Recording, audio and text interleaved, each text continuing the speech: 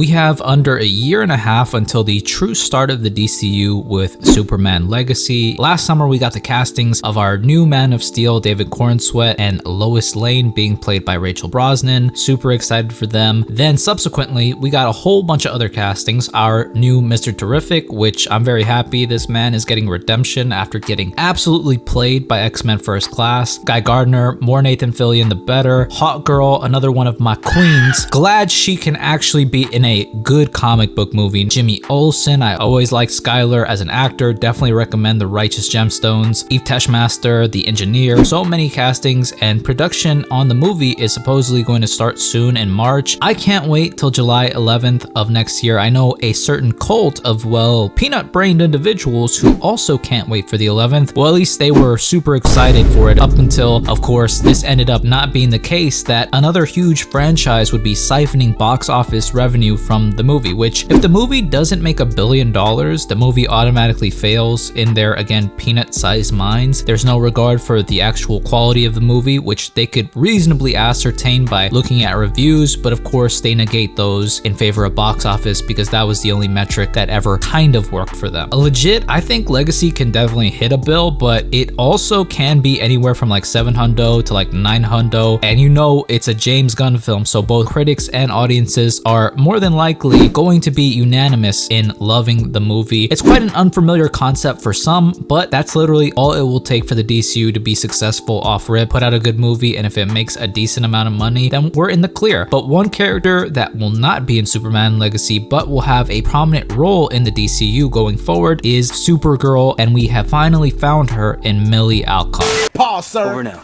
Pause, sir. 10-4. Now, first things first, I gotta speak up for my other queen, Sasha Calle. I think it sucks that she didn't get a lot of time as the character, especially after going back to the video of Andy Muschietti telling her she got the job, you know, really sinks in there. And I think she could have done amazing stuff given more time. On the inverse, a lot of people that don't care about her as Supergirl, don't like The Flash, and are just using this to paint Gunn as a bad guy for essentially discarding her by not casting her for the DCU. Truthfully, we had her as Supergirl for like 10 minutes, so it's not like I grew a huge attachment to this character. Truthfully, Sasha Calle is a grown woman and probably knew this kind of thing could happen and is not shattered to pieces over it, okay? And honestly, I truly think 10 years down the road, there will be another multiversal event where legit the Snyderverse is brought back to some capacity and we will see characters from the DCEU again, should they want to come back, of course. You know, that's what everybody's doing. I feel like Henry would be down to appear again as the truest version of Superman he could have been, what he would have hopefully gotten to do. I'll put it this way, if Hugh Jackman is about to appear in the yellow and blue suit in the Deadpool 3 trailer coming out just hours from right now as I'm recording this, today, 24 years after his debut as the character, then players, absolutely anything is possible. So even though the shithead cultists would get a sliver of what they want in this scenario and probably still bitch about it, I would only hope all my homies that do truly love the Snyderverse would get something out of that scenario. Secondly, I was pulling for Meg Donnelly for the casting of Supergirl purely off the fact I thought she looked most like Supergirl of the people that were in the running. I have never seen her act before, and looking at her resume, I probably never will, but that's not going to matter because of course Millie was cast, and again, truthfully, I have not seen much of what she's been in. I tried watching House of the Dragon like a year ago or so, and I just couldn't because of my TikTok, Instagram algorithm brain, but my attention span is coming back after watching True Detective Season 1, so I'm thinking about cracking back in to see how she is in that, and just, you know, obviously it's been said to be a really good show, but I trust the decision making of Gunn and everyone who assisted with casting her. I finally finished Supergirl Woman of Tomorrow, the book the Supergirl movie will be taking major influence from, and it was awesome, but truthfully, I'm a bit confused by the ending. It's definitely a story that I'm going to need to reread quite a few times to fully grasp. Tom King wrote it very wordily, but there is something meaningful within it, which I think is to persist with kindness. Supergirl in this story essentially gets mixed up with this young girl named Ruthie, whose father was just murdered, and she's trying to find a warrior to help track down the murderer and kill, but because they were under a red sun, the murderer finesses them and gets away, setting them on a pretty insane journey with trials and tribulations, man horses, flashbacks into Kara's past and why and how she is the way she is, which is so expertly conveyed by the art of Bilquis Everly and the ethereal coloring of Matt Lopez. Seriously, this book is just pure art. I got this for my niece for this past Christmas, so hopefully one day she reads it, or else I'm gonna throw myself into the polar bear pit. They finally get to the murderer Krem, and the girl Ruthie cannot find it in herself to kill him. But Supergirl, through the journey, which was revealed to have been to teach Ruthie that killing is wrong, and so this young girl wouldn't waste the rest of her life focused on revenge, had lost her way herself and was about to head chop Krem, and it took Ruthie to pull Kara back. And I think that besides just being a beautiful thing to see in live action, the message conveyed throughout, seeing a perceivably strong and perfect individual such as Supergirl show such humanity and flaw, is extremely powerful. And if she has the edge they were looking for, I imagine Millie will no doubt knock this out of the park, and I really can't wait for that. I'm actually pretty hyped. That was probably one of the only Supergirl stories I've ever read and gotten through, but I will try my hand at more in the future. Now, I'm not a diehard Supergirl fan now by any means, but that can all change once the movie comes out, and I'm hoping that changes. And I cannot lie, I am very hyped. Like, just at the very bare minimum, this movie will be visually beautiful. I'm hopeful for this new Supergirl. I'm excited to see who the new director is going to be, and I wish Millie the best of luck in her time leading up and during her portrayal of this character. Let me know what y'all think of her being cast, whether you are excited or not for Supergirl a little bit more than before this casting. Let me know. But that's pretty much it. If you liked the video, leave me a thumbs up, comment down below, and if you want to subscribe, I always appreciate it. Thank you guys so much for watching. I hope all of you guys are well, and I will see you in the next one.